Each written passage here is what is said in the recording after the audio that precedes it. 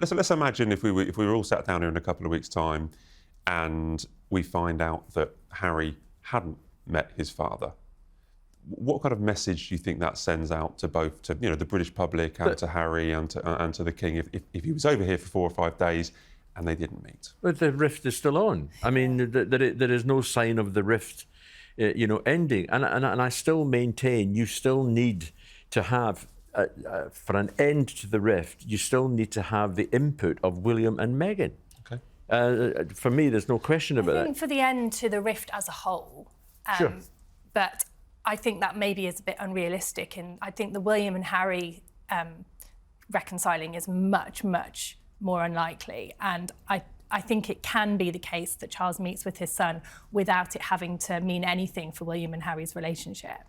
If they don't meet, I think it would send that message that I think it probably, for me, it would make me feel that things were worse than I thought they were, actually. Well, I'm different to you, and I think they're already as bad as they can be. I just can't see. I mean, you're going to have them both sitting in a room. Is someone going to open up and say, "I'm really sorry for everything that I've done"? Whoever, it doesn't matter whether it's the King says it or whether it's Harry that says it. I mean, although I think Harry's got a lot more to apologise for than the King. So you start off in that vein, and then where do you go after that? I mean, Harry's still upset about his security. He still thinks that the King can have a say in the committee that makes these decisions, although they have a royal representative on that committee. I just don't think that there's any point or any way there can be a reconciliation. Well, I think you're right. The first thing Harry has to do if he sits down with his father is say sorry. Sure. And then he asks about his health, surely, and asks, I'm concerned about you, because at the heart of this is a very complicated father and son relationship. Yep. It's not for all us to peer in through the window and marvel at. This is actually quite a heartbreaking situation between father and son. But the father's illness, the cancer, may be, if it does happen, may be the one thing that you can break the ice with, where he would sort of ask, how you doing, how's things, how's the battle going?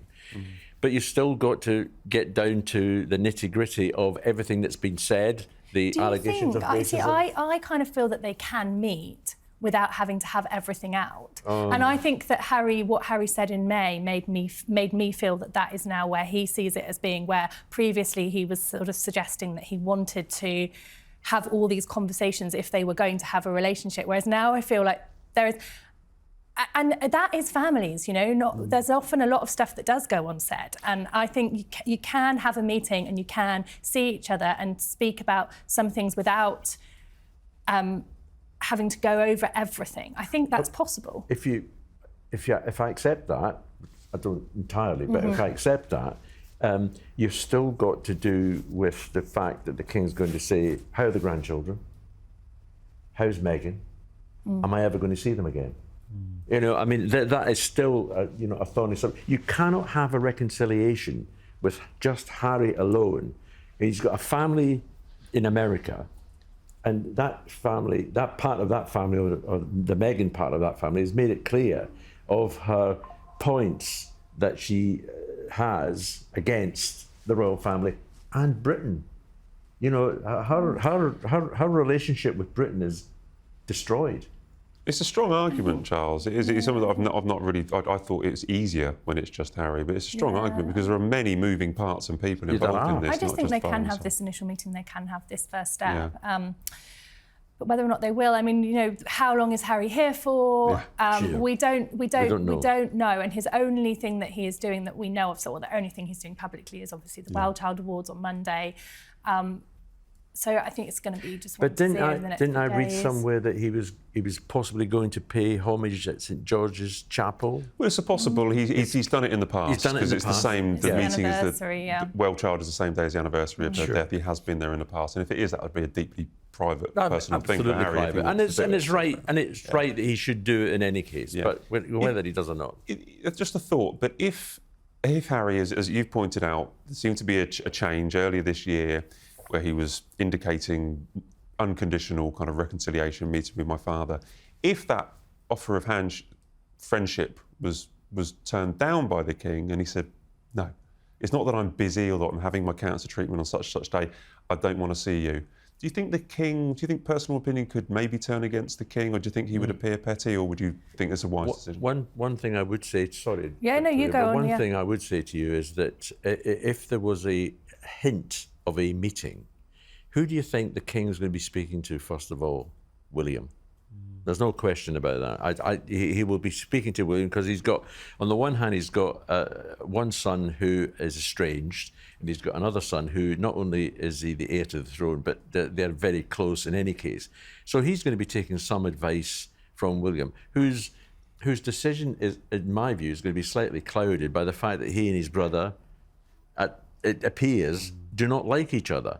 So I just think there's still a long way to go. I agree with you. It didn't really occur to me because you push William aside and just say, well, he's never going to meet Harry, but he's incredibly important in this whole setup. As is Catherine. And Catherine as well.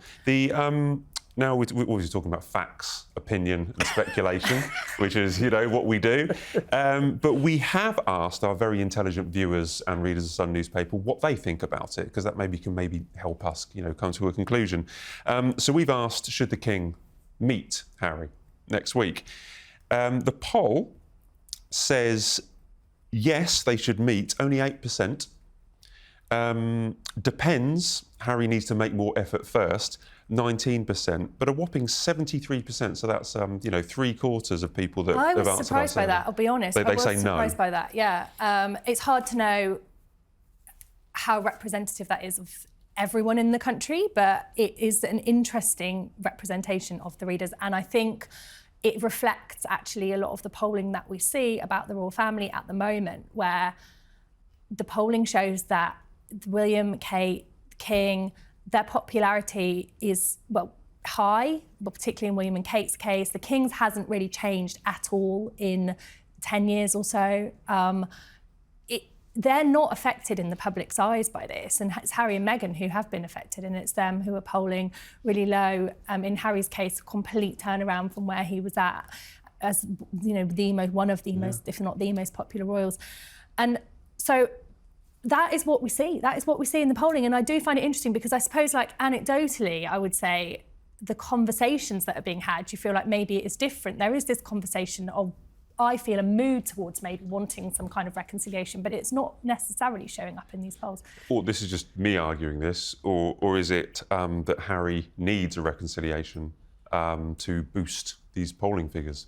Maybe he needs to be closer to the king if he wants to be a little bit more popular again. I don't think polling figures here are at the front of his mind. I think if polling figures here were at the front of his mind, he would have done a lot of things differently over the years. And also, I think as well that Harry needs. With the polling figures, I think it's a reflection of what we know in the country, and you two, same as I, you go out and meet other people who suddenly find out what you do, and the first question is, what do you think about Harry and Meghan? We don't think they should ever come back. I haven't come across anyone who thinks that Harry should be welcomed back into the family. I've actually come across a lot of people, because often we have this conversation as journalists, you're meeting friends or associates or friends of friends and stuff, and they ask you these questions.